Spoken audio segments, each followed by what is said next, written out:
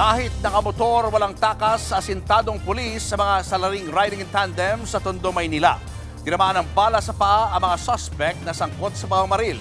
Nasa frontline ng balitang yan si Ian Suyo.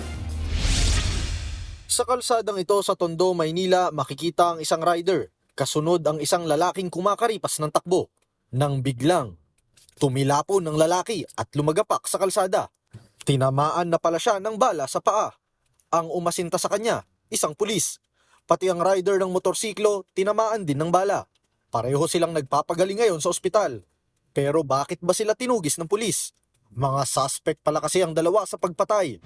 Naabutan ng News 5 ang bangkay ng isang lalaki sa kanto ng Cavite at Alcalde Street kahapon ng madaling araw.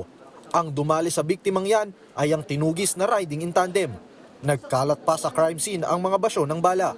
Sakto namang malapit sa lugar ang rumeresponding pulis kaya agad nilang nahabol ang mga suspect. Yung narinig ng pulis natin, yung sunod-sunod na putok, lumabas siya at verify niya kung saan nanggaling. At nakita niya nga itong suspect 1 natin na on the act na pinuputok pa yung kanyang barel.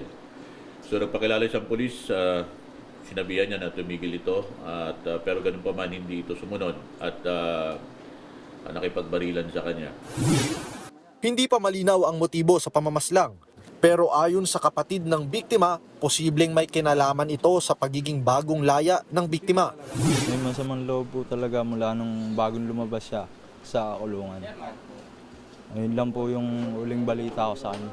Tinitignan natin lahat ng mga possible na anggulo.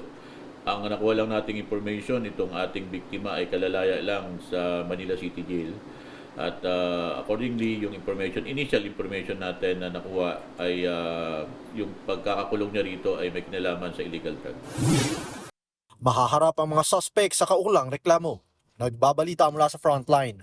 Ian Suyu, News 5. Mga kapatid, Julius Babaw po. Para sa komprehensibo at makabuluhang balitaan at talakayan, mag-follow at mag-subscribe na sa social media pages ng News 5.